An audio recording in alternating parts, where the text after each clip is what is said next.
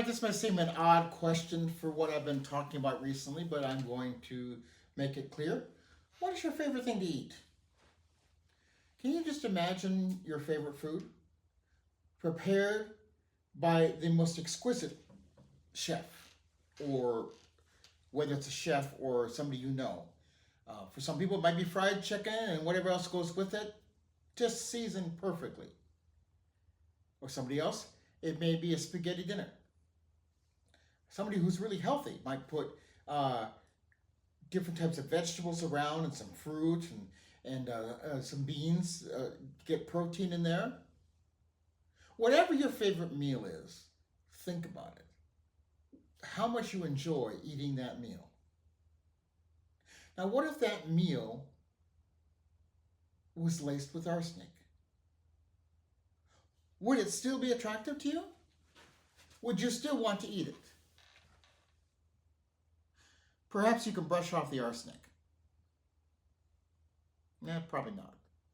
So, what would you do with this meal that looks really, really good, smells great, but you now know it's laced with arsenic? You have to eat it because you don't want it to go to waste, right? No? What do you do with it? I would throw it away. Doesn't work. So what we're talking about here is not actual food. We're talking about Christianity. Christianity that looks good, smells good, but it's laced with poison. Not arsenic, but racism, segregation, power, greed. Welcome to white Christian nationalism. Because that's exactly what it is. It doesn't matter how good it looks or how good it smells. If it's been laced with poison, you need to throw it out. So what do? You throw it out, go back to the original recipe, and you make the recipe again and leave out the arsenic. You see, that's what we need to do with Christianity in this country, is to leave out the poison. God's word in itself is beautiful in what it does for us.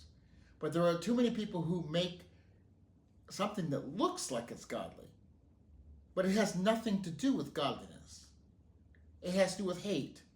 It has to do with white superiority. Now, I want you to imagine for a second, go back to the analogy of the food. So what if you have someone makes you fried chicken, but they don't do it exactly right? Perhaps they burn it just a little bit, or perhaps it's not seasoned the way you want it. Perhaps you have spaghetti, but the pasta could have cooked just a little longer, so it's just a little tough. Or that fruit over here, perhaps it was a little overripe, but it's still edible. So it might not be as enjoyable, but it's not deadly poison. You see, no matter what church you go to, there's always going to be problems because people are people making mistakes and growing with it. Sometimes we have disagreements, and we have to work out those disagreements. We have to do things to improve. That is different than having arsenic or deadly poison. So when you go to churches, don't expect them to be perfect. They're a gathering place for sinful, imperfect human beings. And if we work together, we can get the recipe right. But sometimes people are going to make mistakes. But that's not what we're talking about with white Christian nationalism. We're not talking about the mistakes. We're talking about a system of religion that actually supports segregation, hatred. We're talking about the fact that white Christian nationalism, or many evangelicals, were the bulk of the membership of the Ku Klux Klan in this country. We're talking about the bulk of white Christian nationalism and MAGA in this country, which is heavily supported by evangelicals, are the racist people in this country trying to oppress people, trying to take over the U.S. government. We're talking about people who pose as Christians but are nothing of the sort. We're talking about televangelists who get on TV and spread this garbage and are multi-millionaires living in mansions. That's not what Christianity is about. That's not what being a preacher is about. Every preacher deserves to be supported by their congregation financially so they can do their job and not have to worry about the things in their family. They should be able to have a home. They should be able to have a good car because they need it for their job. They should be able to take care of their children without having to worry about where the money's coming. They should have health care. They should be able to have a retirement. But that's not the same thing as having millions of dollars. They should have $100,000 to $200,000 income depending on where they live. Again, they work hard.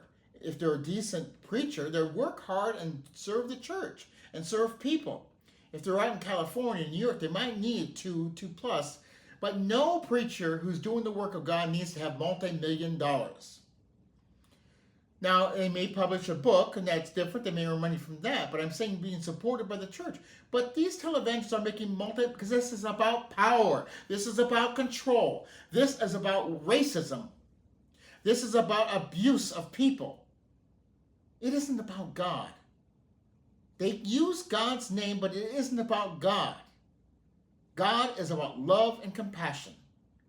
So before you take your next meal or before you invest yourself in a group of people who call themselves Christians, check to see what spices are on the food. Check to see if there's been arsenic's been spread on the food. Check to see if there's hatred involved in there. You are responsible to study for yourself. We are not supposed to just walk in and accept what a church says. We are supposed to listen and be taught, yes, but we're supposed to check for ourselves. There are things the church will be teaching against that society does. Immorality, sexual immorality, all these things, yes. But how they talk about people in the process, how do they talk about it? How do they treat people? My friends, if we're going to overcome oppression in this country, we have to stand with God, really. But we have to stand against those who use God as an excuse for power. We can't do it without our own study and understanding of what's really happening in this country. We can't do it. We won't succeed. And if we really want this to be a perfect union in this country, that means that we have to have some type of standard that unifies all of us. We have to stop trying to be a melting pot in this country and start being a salad bowl, as Jane Elliott would say, where all the different components of the salad are recognized as parts that make the flavor good. All people in this country can make the flavor good. All people, no matter what you look like. Perhaps you have a different way of doing things. We should be talking against immorality and those things on a church level, but we should not necessarily try to make the government do that. That's not their job. The government should accept all people in this country, and we should teach about morality. But no matter what people look like, no matter where they came from, God's kingdom is for everybody. And America, in a sense, should be for everybody. But let's leave the morality to the church. And yes, we want the government to be honest. We want the government to do these types of things. But the government should be about health care for all people. It should be about education for all people. We've talked about it already.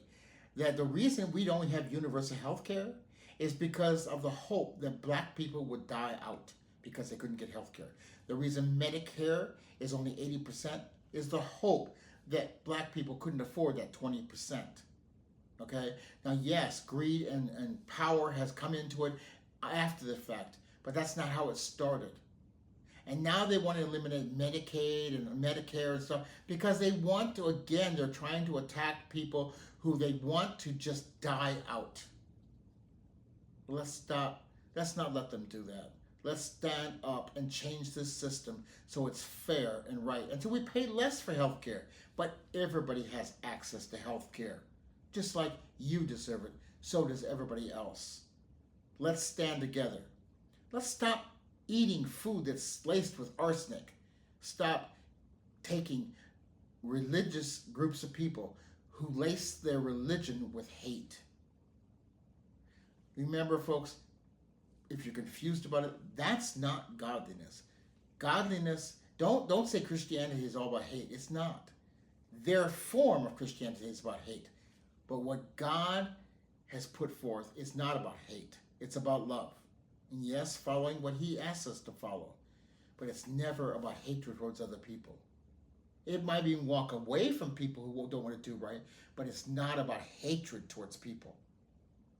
It's about compassion and love and standing up for the right things. And it's their choice if they choose not to follow those things. Until the next time on American Christian or Christian American, God bless.